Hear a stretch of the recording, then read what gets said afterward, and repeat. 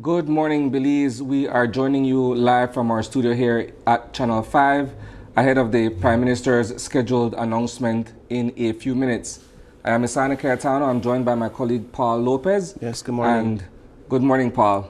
Yes, so we decided to come on this live to preempt the Prime Minister's official announcement to the nation, which, as we understand it, is scheduled for somewhere around 10 a.m. Now, we have to tell our viewers that the Prime Minister has confirmed with News 5 that, in fact, the general elections will be held on March 12th. So we're looking at approximately 30 days from today. We know that the Prime Minister left the Governor General's office sometime around 9:30 thereabout, yes. Where he instructed the Governor General, or recommended, whatever terminology you would use, to dissolve Parliament. So that means that Friday's House meeting and yesterday's Senate meeting, those were the last, yes, in terms of the People's United Party administration term.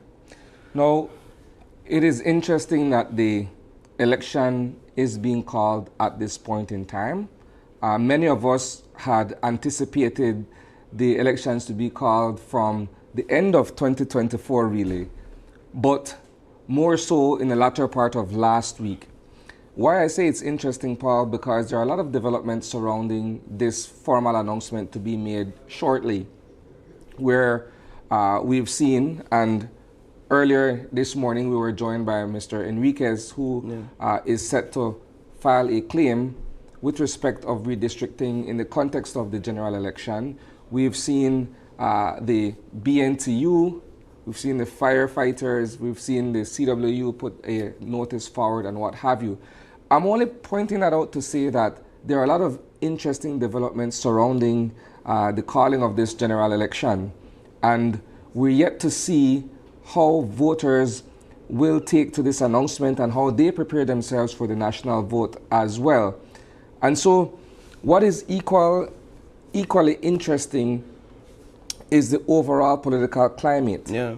We've been covering for some time the fact that everything seems to be in disarray for the opposition, and we're not certain at this point whether calling this date now brings them together in order for them to at least put some form of a unified front to face the People's United Party, which is the ruling party at this point.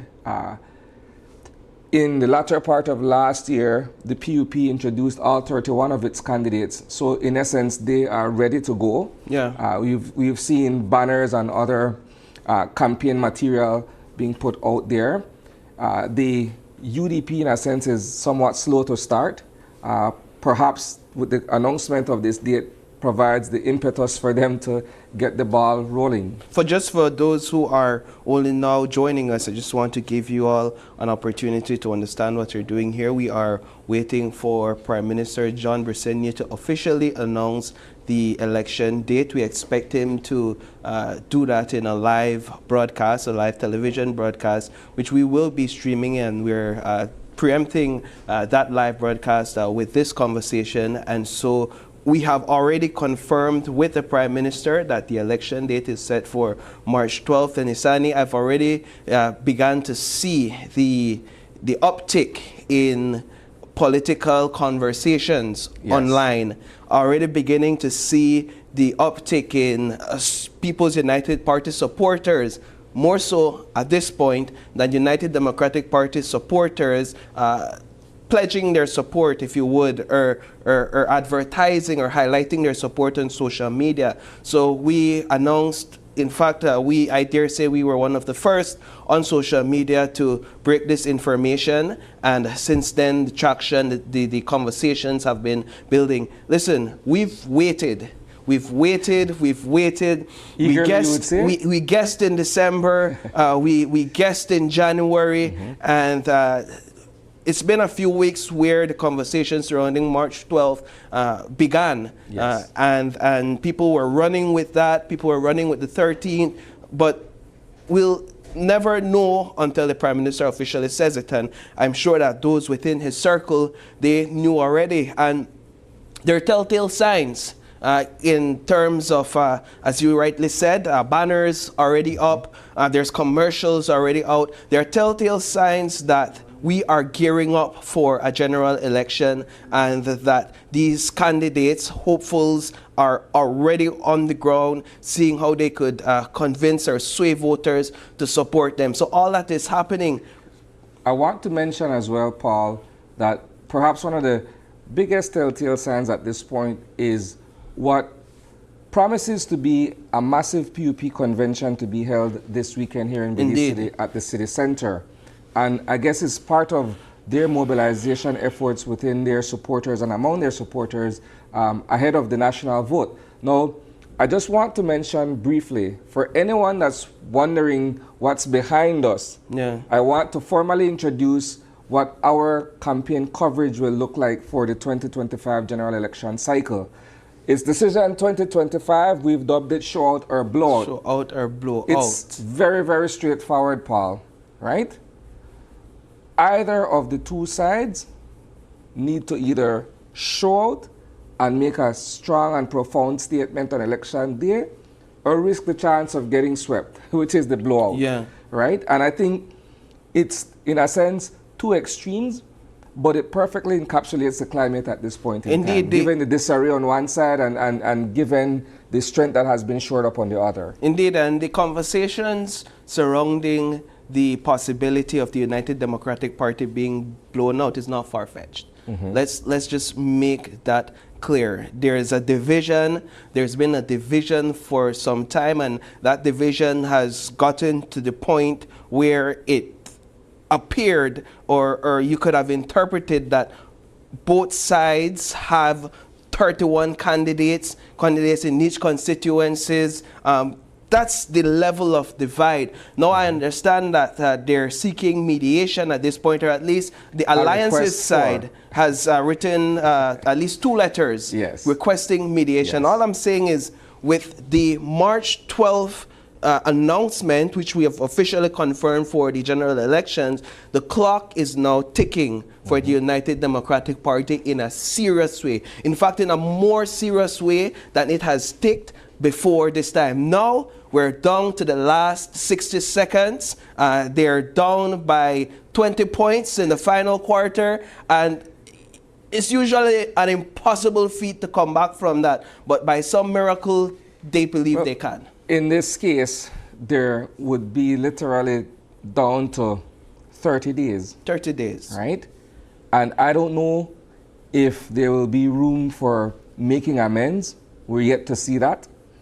In terms of the UDP coming together and allowing for there to be one party leader heading into the general election, and allowing perhaps for the time being for differences to be set aside so that they are, unified in their position going forward.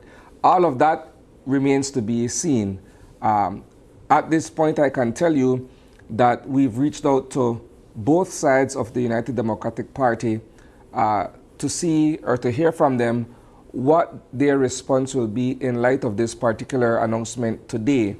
I'm certain that the Prime Minister will go into some detail in terms of his party's position and their readiness in his statement that's yet to come. So that, I'm certain, will be put forward to the Belizean viewers. But yes, today shapes out as an interesting one. Indeed. On the political front, the national front, that is, in respect of all of these developments that are taking place. I'll go back a bit to the conversation that I alluded to earlier that we had with the claimant, one of 3 individuals who are headed to the courts to see how they can, either prevent the election from happening before a redistricting exercise takes place. And I know that's afoot right now, right?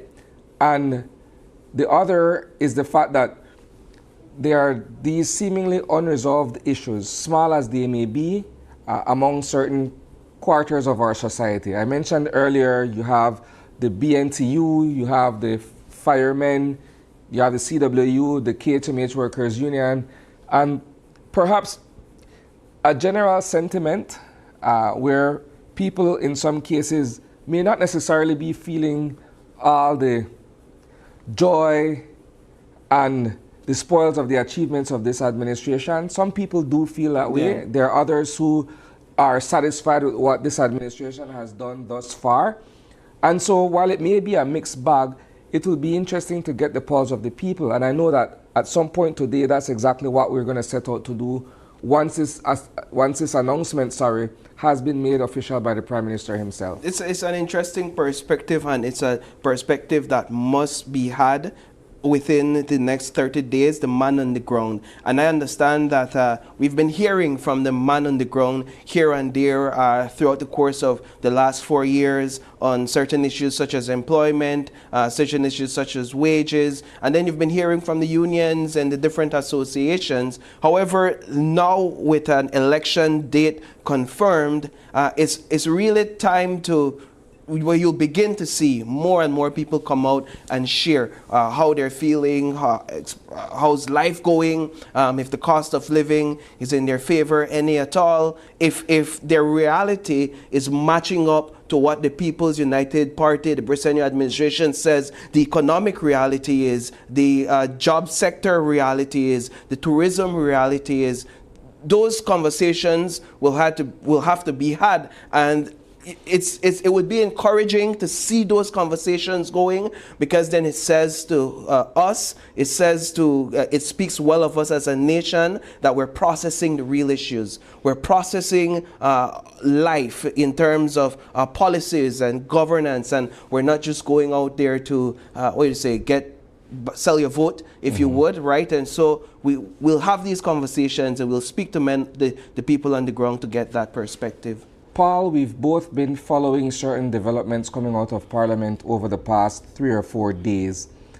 On Friday, you covered the House meeting, and there was a lone motion that was tabled in respect of this administration seeking to borrow $100 million. Yeah. And it was also raised in the upper house yesterday, where concerns regarding the timing and the quantum, right, is also something that perhaps the average Belizean man or woman may not be paying careful attention to. But in the overall scheme of things, in the round as we'll describe it, outgoing administrations don't come to the house to borrow money when they know that their term is coming to an end. And in this case, think about it. Now that we know that March 12th is the date, and you're coming to the house to seek this $100 million loan, amidst criticisms from the opposition, or what's left of it in a sense, that there has been excessive borrowing, monies that the opposition claims go unaccounted for in terms of the expenditure of it. All I'm saying is it comes at a critical time where Belizeans should pay more attention to these issues, and not just get caught up in the glitz and glam of the campaign aspect of it, because that will come. Whether or not they're funded or what have you, monies will be spent in terms of putting together and putting forward the campaign and the propaganda and everything else that comes along with an election. But as far as we understand, politicians can't necessarily use taxpayers' money to fund their campaigns. I don't know that that's how that works, that you can take from the public coffers and you can use it to put up banners, that you can use it to throw a convention. So they cannot, as far as I'm aware. Right, so they have a responsibility. They have a responsibility to raise their own funds, to get financing, and that financing is a whole conversation in and of itself that has been ongoing. I could see how easily it is to politicize loan motions and loan borrowing, because when you look at these grand figures in a society where $5 and $10 sometimes hard to come by, and you think about $100 million, it's easy to politicize it and to say, well, look how much then they borrow and look how people they suffer. You have to put it into context. And as Belizeans, you have to ask the questions. first of all, what is this money being borrowed for? And after you've established that, you then ask, all right, they said they'd build this street with these funds. You have to follow it. That's a part of our downfall. We don't follow it from here to there. Is the street they said we're borrowing this $20 million for being built? Have you seen it built? Then that, is it valued $20 million? Well, I mean, yes, you get very technical there if you try to understand the value of it. But what I'm saying is, this is a part of the conversation that must be had. You have to follow these meetings. You brought up the meetings. You have to look at why we're borrowing and if what we're borrowing for is actually getting done. Are we increasing energy on Key Cocker, the water supply on Key Cocker, the environment? Is that happening, right? But here's a flip side to that coin. If we're having that conversation, what about the principle of the thing, in a manner of speaking, where you know that you're outgoing? Even if in your mind it's a foregone conclusion that you'll be returning post-March 12th. It's the confidence. It's the confidence. Even if in your mind you're confident that you're returning post-March 12th, the principle of the thing would determine, okay, you know, let me hold off on that for now. In the event that something else happens, right? And so that if I do return post-March 12th, then I can, at the beginning of the next term, proceed with this particular plan to borrow this quantum of money. Yeah, fair. It's fair. a principle of the thing argument if you look at it from that point of view. I guess then you'd have to ask and perhaps understand the urgency of it, whether it's something that was within a time expiration on a bill or a motion like that. And I'm not defending. Sure. Because at this point in time, while yes, we've identified what the lay of the land is, you could never be too certain, right? And that's a legitimate point to put on the table in terms of something to consider. Yeah, indeed. So just to also make mention of the fact that we've already begun our on-the-ground coverage in terms of getting to all these candidates. In fact, we began our coverage over the weekend, and we started all the way up north. We basically understood that the elections would be called sometime soon. And so tonight in our newscast, one of the things that you'll see, and perhaps even our midday newscast, one of the things that you'll see is you'll begin to see candidates for different constituencies pop up on your screen. Basically, you're getting an idea of who they are, what their vision is for their constituency, what their visions are for governance, and for you to really decide and begin to have these discussions if this is the candidate for you, if this is your candidate of choice. Speaking of starting from the northern part of the country, in respect of our coverage of the campaign trail, if you look at the Corozal district, which has 4 constituencies, I think the one that I'm keenly or particularly interested in is Corozal Bay, where we have Thea Garcia Ramirez as the People's United Party's candidate. She's a standard bearer for that constituency. And you had fairly recently Ivan Puerto, who was a supporter of the Tracy Panton faction of the UDP under the alliance, stepping down.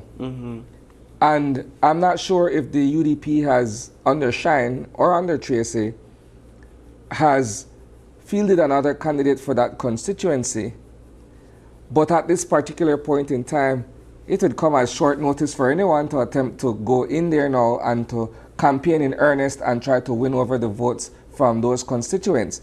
I'm only saying that from a layman common sense perspective. Maybe there's something there that I don't know, but from all outward appearances, it would be short for anyone to really mount the kind of campaign that would shore up the support of voters there. You could imagine that 30 days before a general election, you don't really know who the candidate for a mass party, a major party in Belize is in certain constituencies. I don't know if that's ever been heard of, but I sure can take a wild guess that that is counterproductive. 30 days ahead of a general election, and we are still trying to figure out who is the candidate for the United Democratic Party on this side? Who's Tracy Panton's candidates versus who's Mr. Barrow's candidates? We're still trying to figure out all of these things while they fight with their internal issues, while they try to figure out their internal politics. If I'm to make an assessment at this point in time, 30 days ahead of the general elections, I'd say that both of those leaders have failed their party, because you that 30 days ahead of a general election and you still can't nail down your candidates. Both of them have failed their party. The masses of their supporters actually are still asking who's the leader going forward. Right, and their only chance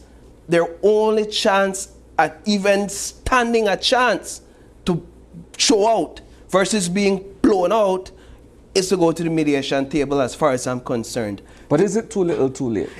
Right, so while you're saving what's left.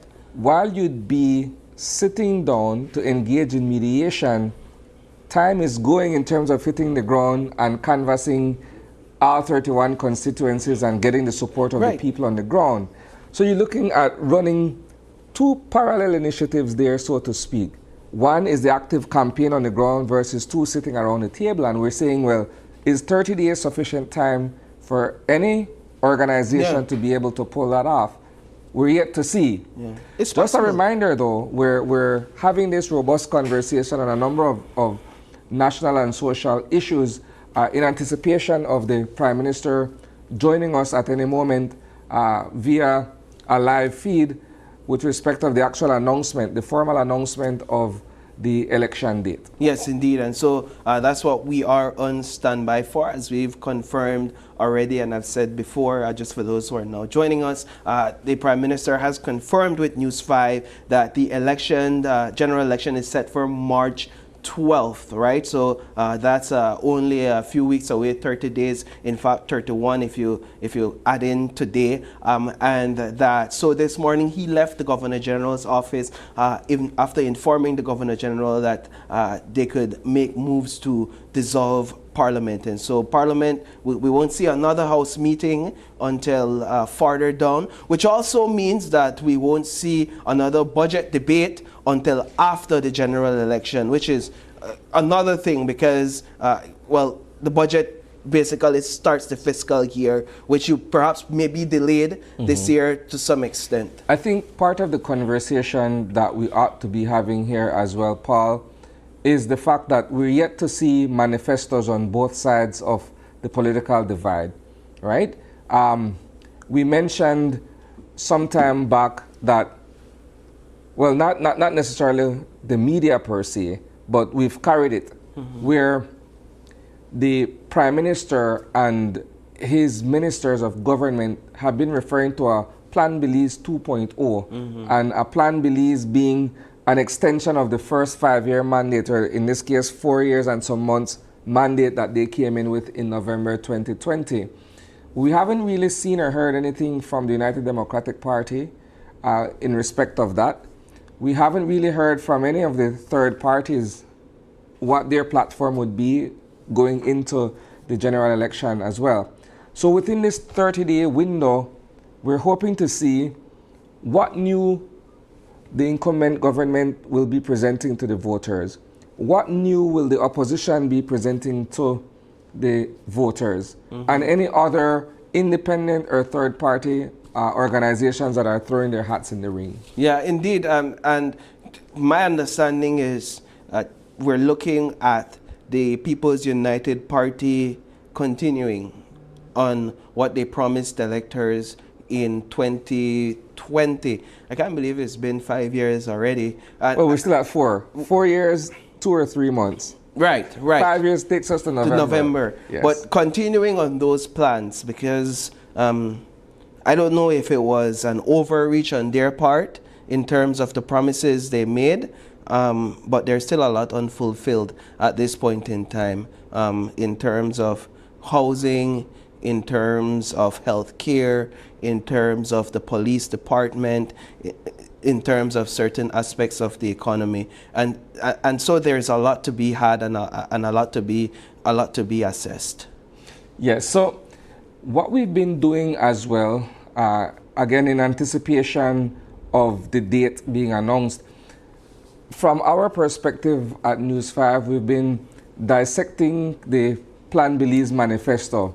We've been looking at areas that have to do with citizen security. We've also looked at areas that have to do with health, right? And we're trying to look at what was achieved versus what was promised, and we're still either a far cry away from achieving or have made strides in terms of being able to attain these goals, right? But this now kind of puts into fast track what we're attempting to do here in terms of breaking down what was promised in 2020 versus what was actually achieved meaningfully in 2025. Yeah, and just we are actually on standby for the Prime Minister's live to come in at this point in time, and so that's what we're doing. We've gotten a signal that it's coming in soon. I was corrected earlier about our theme, right? It's, let me put it in this context. Will the UDP show out or the PUP blow out, right? I was saying, will the PUP show out or the UDP get blown out? There's a positive twist, a more uplifting twist for the opposition and just the entire atmosphere. Will the UDP show out or the PUP blow out? The slogan is the slogan. Yeah, it's art. The perspective is how you choose to look at it. Well, different perspectives, and I'm sharing different perspectives. The perspective is how you choose to look at it. Who does not show out stands a chance of getting blown out. That goes for either of the two. That goes for either side, because anything could happen, and I'm telling you, the United Democratic Party remains convinced, Mr. Barrow, that the United Democratic Party has a chance at this general election. And Tracy was with us last Monday, and she too made a prediction that they're good for at least 16 seats. Now, whether or not this comes to fruition, again, it's all dependent all they need that 16. Yeah, but it's all dependent on how the voters feel regarding either of the two parties at this point. Yeah, well, that's a good question for us to ask the voters, and maybe we could ask you. You've heard officially, well, you've heard from us confirming that the election date is set for March 12th. What's your thoughts now that the election date has been announced, has been confirmed? Which side are you feeling? And I hate sometimes to use that side, this side, that side. That's the whole language of division, but you get me. Yeah, the United Democratic Party or the People's United Party, where's your vote going and why? Perhaps a more politically correct term, to help you out just a bit here, is what has worked for you, the citizen? Yeah, what has worked for you? The registered Belizean voter over the past 4 years that would make you either continue with the existing status quo or vote for change. Yeah. I think that's a diplomatic listen, a manner of presenting that. You have to understand also that whichever party wins this general election takes us into 2030, Sani. We're talking about the turn of a new decade is the point at which we'll get a new government. Yeah. Right? We'll get new governance and we'll get new leadership. So if it's the People's United Party that we elect, if that's what the voters and the general public is saying on the live, that's what they're going full blue, or if they're saying full red, then that's the government we'll get for the next 5 years. And you have to understand the magnitude of that in terms of how you want to live, how you want your nation to be shaped, infrastructure-wise, policy-wise, education, when you think of your little family. And how you, the environment and the country which you want to raise them. So then let's look at it in the immediate short term. Yeah. This could very well mean a watershed moment in our electoral history, considering the number of younger voters who are coming on stream. Yeah. Right? Indeed. If you look at the population and the breakdown of our Belizean population, we have more and more younger persons who are becoming eligible to participate in the vote. Very important. And so while we talk about the voice of the young men and women of this country, we're seeing this begin to manifest. But we also need to see them at the forefront of national issues to effect the necessary changes to make us a better society, right? So while we're looking ahead to 2030, if you look at 2025 and those who will be participating in the vote come March 12th, you wouldn't be surprised to see that many of them will be young people, young men and women who have a stake in the democratic process to see how their country is governed. Yeah, and you say youth voice on national issues. I dare say that national issues are community issues. National issues are household issues.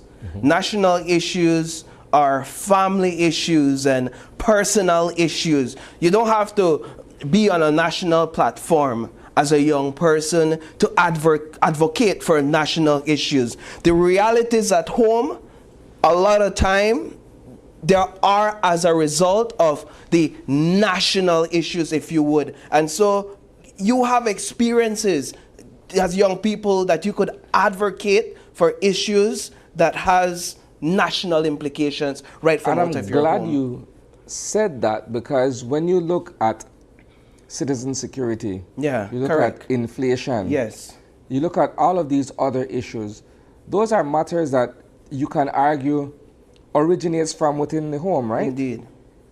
Everyone feels the pinch when it comes to inflation. If it's an issue of crime and violence, you don't have to be in another neighborhood to say that you're not affected by what happens there. If those persons are leaving from their community to cause havoc in another, then it's an issue that could very well concern you.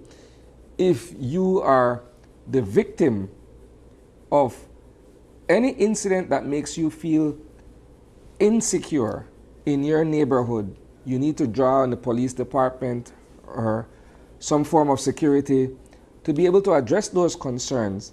And that doesn't relegate or isolate itself to Belize City as an urban capital. It could be in Punta Gorda, it could be in Corozal, and all parts in between.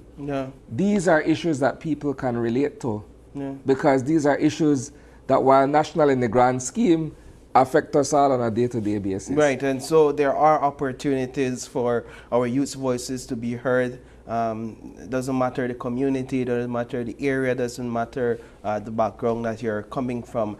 Just reminding our viewers that we are on standby. We've already gotten the standby notice that the Prime Minister John Briceno, will be coming on live shortly to officially announce the election date. We've confirmed that it is March 12th, and as a result, this gets a lot of things rolling, Isani.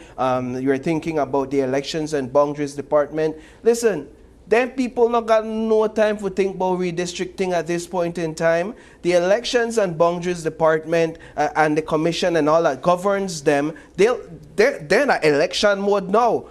We need to get our people on the ground and get everybody ready for election. But let's just be clear on one thing. Redistricting is on the back burner at this point in time. Mr. Enriquez. For whom? For the government.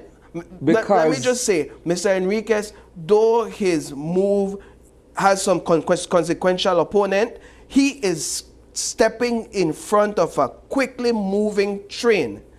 And the only thing in this country that would be able to stop that train in its tracks is the court intervention. So we can't say that, oh, they're not in redistricting mode. If the court comes in and rules in favor of... What will the court say? Stop elections and boundaries? So it's a great question that you've posed.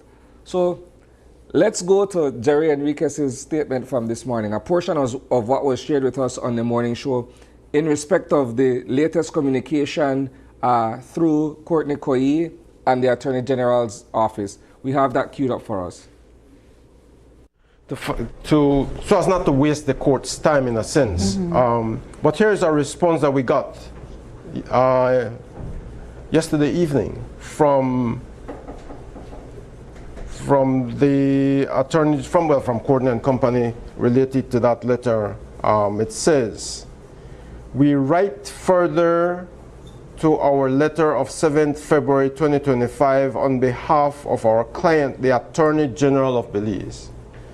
The Election and Boundaries Commission's report was laid before the National Assembly. and the proposals in the said report have been transposed to the Representation of the People Amendment Bill 2024. The bill was introduced in the National Assembly on 30th May 2024, and on June 10, 2024, it was referred to the Public Service, Labor, Industry and Trade Committee for consideration. The bill was later deferred due to objections from the Belize Peace Movement, the Chamber of Commerce and Industry, and members of the opposition. Furthermore, on 8 August, Madam Justice Nabi found that the respondents in the claim, number 25 of 2019, and they list the name of the claimants, have complied with the consent order dated 29th November 2022. And finally it says, in the premises, your client's intended claim is wholly misconceived. So that all of this is misconceived according to the Attorney General through their attorney. The government has and continues to comply with its constitutional obligations. Is the crux of this letter, the government. So they're convinced that we have already done all that we could. We have complied with our constitutional obligations, and we are therefore instructed to indicate that the Prime Minister declines your request for an undertaking. Wow. So we have complied, is what they say, with all our constitutional obligations. We don't have to do anything else. And we could that proceed gives us, we could proceed. Yeah. So that answers that question. But as I mentioned, nothing has been done with redistricting. They're hell-bent on continuing an election and subjecting the people of Belize to participate in an act that is unconstitutional. Mr. Jerry, I have a question for you. All right, so there you had a response from Indeed. Jeremy Enriquez, who is one of 3 claimants. We've been covering this from last week in respect of the pre-action letter that was filed on their behalf by Senior Counsel Anand Ramlogan, a Trinidadian attorney, former Attorney General for that country, where the gist of it all is they're saying there was a consent order that was agreed to. 2019. Yes, ahead of the previous elections. Correct. And this consent order has to be adhered to. Yeah. It's essentially an agreement that all parties entered into. This term of office has officially come to an end. It will do so when the PM joins us on air and makes an announcement without having touched the redistricting issue at all in the face of the consent order. And I go back to what I had mentioned earlier in the morning show as well, where we had the PM on the couch with us. And when we had him here a few weeks ago, he pledged that redistricting would be the first thing, or among the first things, that his incoming administration, once voted back into office, would be dealing with.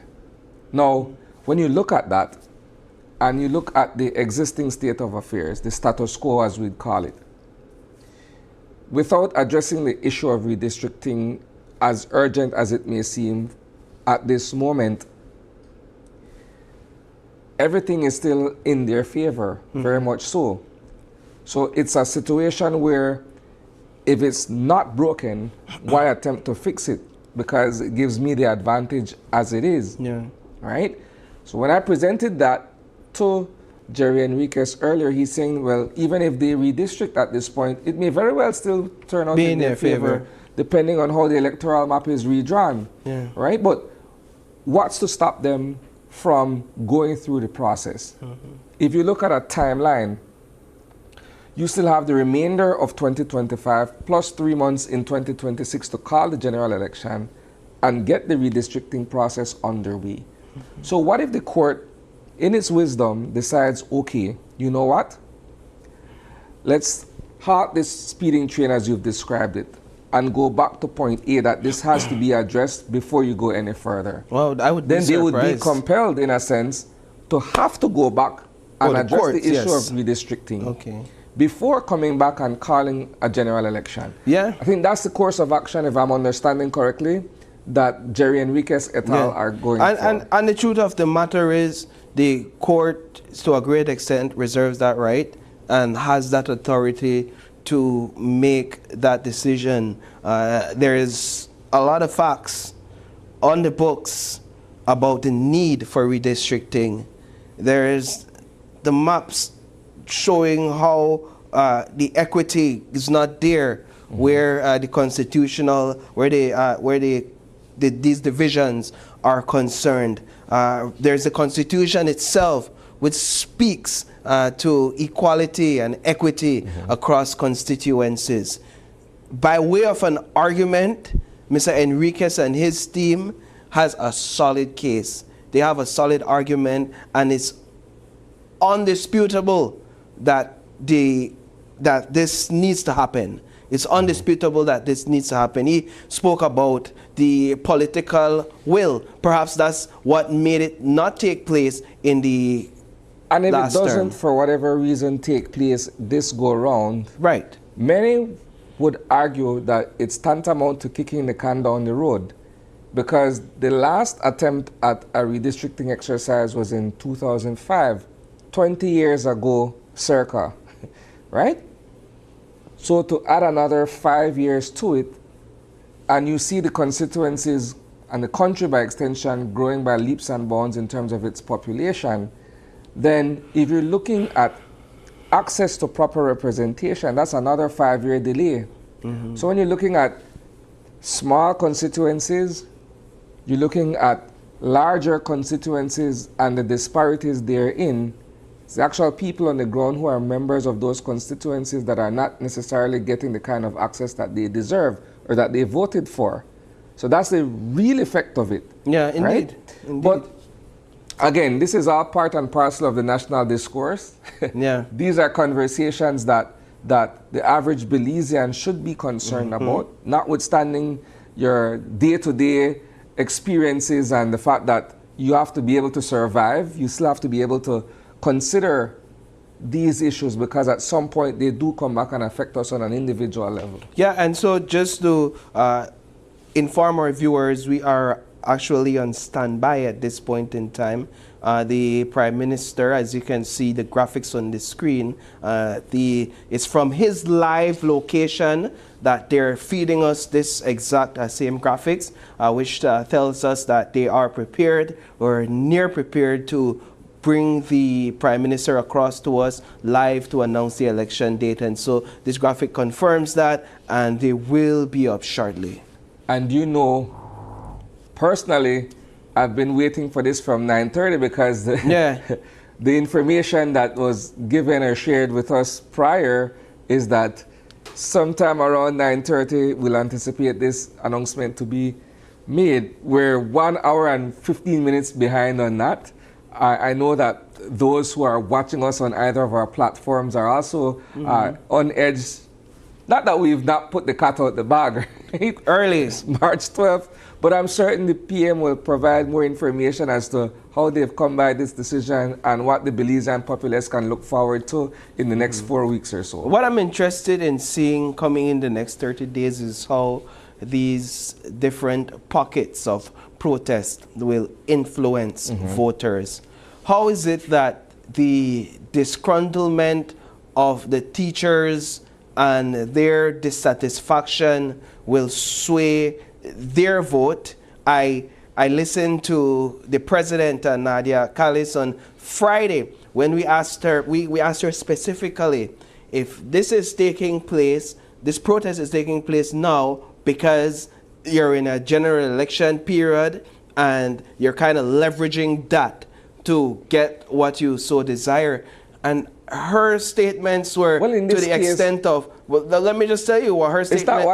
It's not what they so desire, it's what they've earned. Definitely. It's just how I put it. Her response was, well, there's no opposition. We wish there was something in place, but they're over there fighting.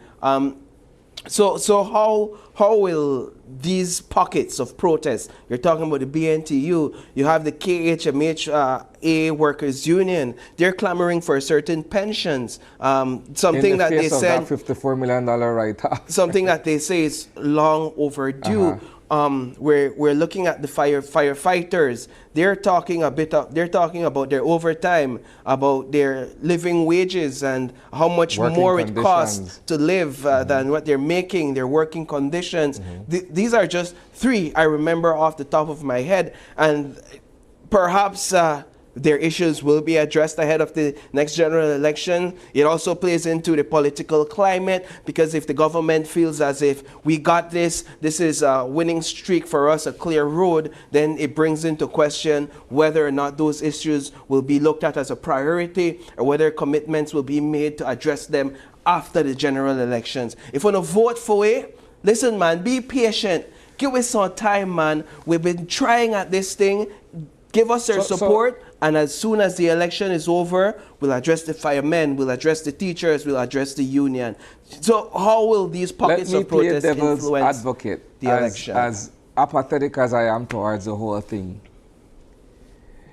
if you wait another few weeks under the promise that whoever you vote in will alleviate the situation that you're faced with, one could easily argue that a promise is a comfort to a fool, right? Because at this point, you're essentially seeking the vote. Once you've gotten the vote, you could go back to the way things were. Well, we got better politicians than that, I believe, man. We got better politicians than that, I believe. When they say, listen, I got your back, you got my back, they mean it. You won't get through. You won't get through. Others would beg to defer.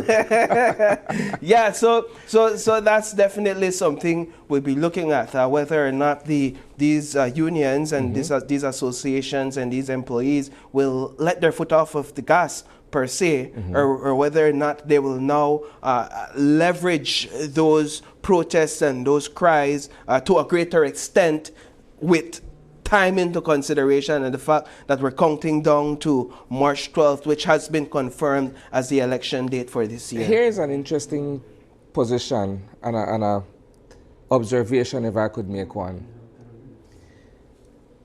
You have had 4 years and roughly 2 months or so in office, and if you were to review your performance, how would you not be able to identify certain areas where you may have fallen short on versus certain areas where you would have pretty much done well, right? And it's not necessarily to knock the party in power or to be uber critical. It's to simply say, in any venture, you have shortcomings in some areas and you have certain areas where you've done exceedingly well. And when you look at a political term, it can't all be a matter of beating your chest and say, I've done all of this. And then for someone else to point in your face, but what about this one? Right? And so when you sit and grade yourself, you have to be objective. You have to. You have to be able to say, yes, we made certain promises. We've fallen short on these promises, but it's a work in progress. When you're unable to do so, and it has to be pointed out to you, then maybe you're overconfident, or maybe you're getting a bit too high on your own supply, if that were the case. But you need that kind of reality check, because that's how people determine, or that's how people should determine how their vote goes, right? You can't say, you give me 10 out of 10, and me, the small man, only feel 5 or 6 out of it. And when I ask you how you feel about your performance, you say, well, I did 10 out of 10. No, the manifesto says this. This is where you may have fallen short. Just the kind of reality check we need. And that's the beauty about having a manifesto. There's good to it for the people, and there's a level of accountability to it for a ruling party, because the manifesto is your mirror.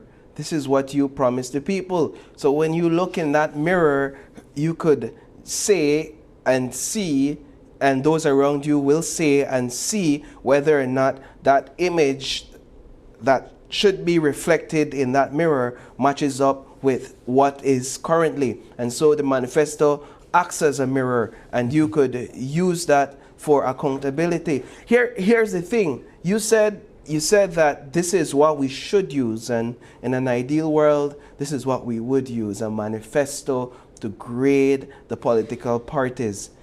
In Belize... In other jurisdictions, Paul, you have midterms. You have midterms, right. That does it virtually the same thing. Yeah. Right? In Belize, perhaps there is a need for a cultural shift, a new approach, a new dynamic, because I don't think you could think about a politician, especially a popular or ruling, an elected official, that doesn't have die-hard support, like hundreds, if not thousands, of people behind them that are, as we put it, ride or die. You know, I go out there and I will put my name up, and to an extent, how I perform matters, but to an extent, what matters most is my relationship with these people, my relationship with my constituents. And this is why elections is won, not on election day, but locally. This is why elections is won locally, because my relationship oftentimes supersedes that. All right, so it would seem as if though we're getting ready for the PM to go. Oh, this is live. Yeah. Yeah, so that was part of the coverage just being shown. Yeah, so we're seeing some movement. Some movements, if nothing else. I wanted to... You had me waiting all months, and then you still got to wait. I wanted to go quickly to a point that you were making there with the so-called ride or dies. Ride or die, loyals. There's a... In political language, there's a word called an apparatchik. An apparatchik is essentially a blind and loyal follower. Oh, yeah.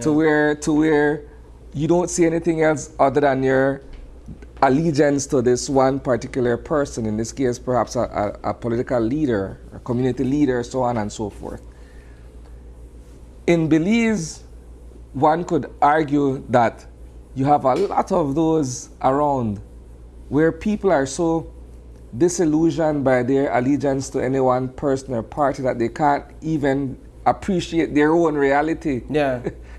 Yeah. And that is concerning. That's some crazy disillusionment. Let's just look at what we're seeing here on the screen a bit, Isani. Sure. Unless it cuts out again. But I think what we're seeing here is the full suite of elected representatives on the People's United Party's side. I won't even begin to mention names, because then I'll have to go through some 20 plus names. You might get in trouble. And I might get in trouble for mispronouncing and misspelling people's name. I see Kaya Katus in the back there. She's a newcomer to this level of politics, is she? This would be her first time running at a national level. Yes, yeah, and she's up against Tracy Panton. She's up against Tracy Panton. And Jose Crespat. Right, and that's where I speak to the confusion. So we see Kaya there. It's good to see a fresh face amongst all these older, more familiar faces. But this is what is the actual unified front.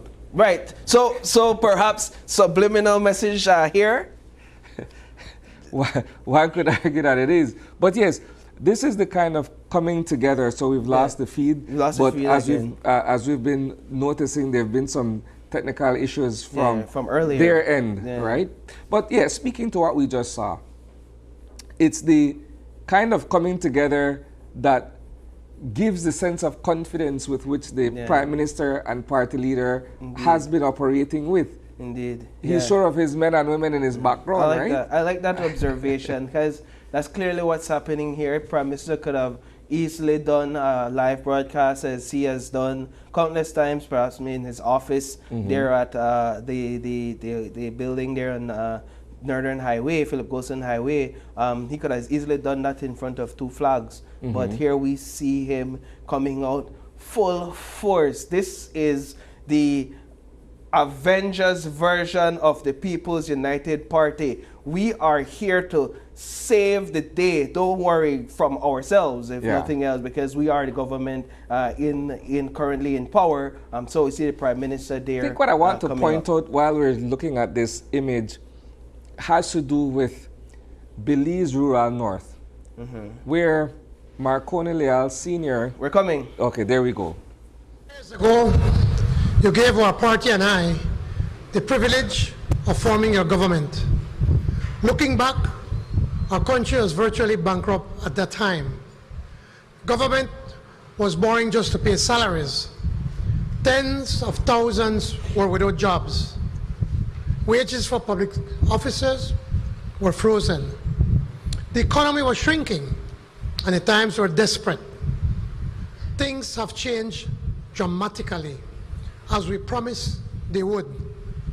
Every day since you gave us that massive vote of confidence, my colleagues and I have worked to deliver on Plan Belize and to maintain your trust.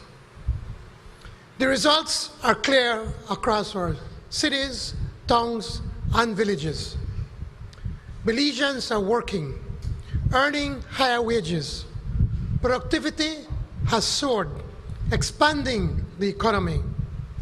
Hundreds of millions in new private sector investments have spawned development, and public funds are being invested wisely in areas that matter most to you: healthcare, education, streets, drains, roads, housing, and citizen security. These unprecedented results were delivered without any new taxes. Plan Belize is making good on its pledge to national transformation. With this sterling report card in hand, and after careful reflection and prayer, I have decided that now is the appropriate time to seek from you a renewal of our electoral mandate.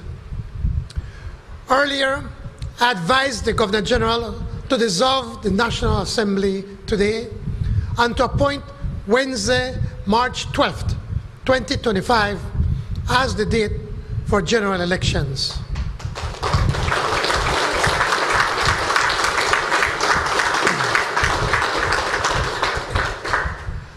Nomination day for candidates in all 31 constituencies is to be February 24th, 2025. I encourage all Belizeans to vote.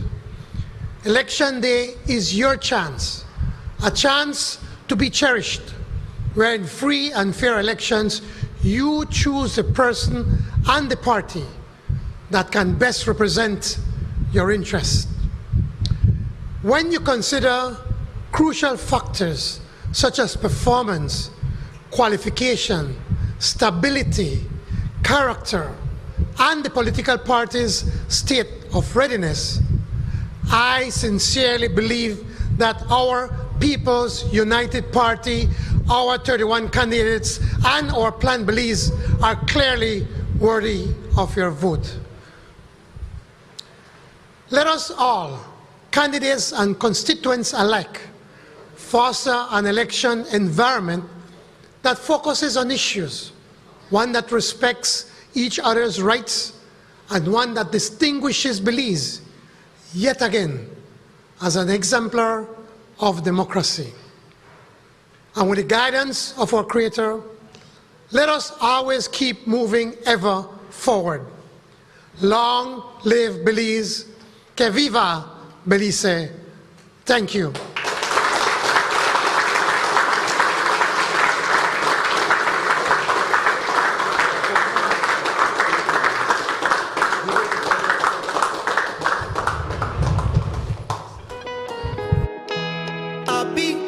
Resilience, all through the trials and through the storm. Answers our calls. He's fighting for us all. May the good Lord guide you through, with strength and compassion, always so true. From the jungles to the shore, with hearts full of hope, and you as our guide. I put your flags in the air and sing, God bless you, we Prime Minister, as him working for all our way, for a better future. Yeah, God bless you, we Prime Minister, God Johnny love we country and build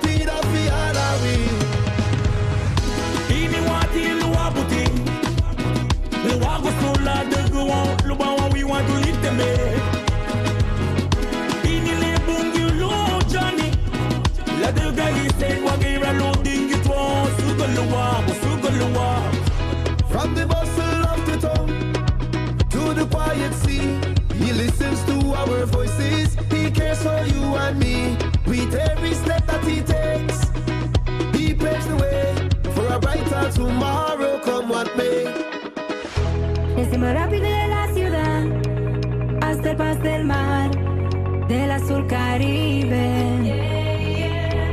Él escucha nuestras voces, ya ni para la gente, vamos bien. Yeah, he's a leader for the people. Together we flourish with love in relation. With a vision there for his people, and I'm dreaming his fan. PUP is for Belizean. Let's go. Dios bendiga al primer ministro, trabajando por todos para un mejor futuro. Dios bendiga al primer ministro, porque ama nuestro país. Con el PUP todos ganamos. God bless the we Prime Minister as he working for all our way, for a better future. Yeah, God bless the we Prime Minister. Catch on the lovely country and PUP the for all our way. PUP.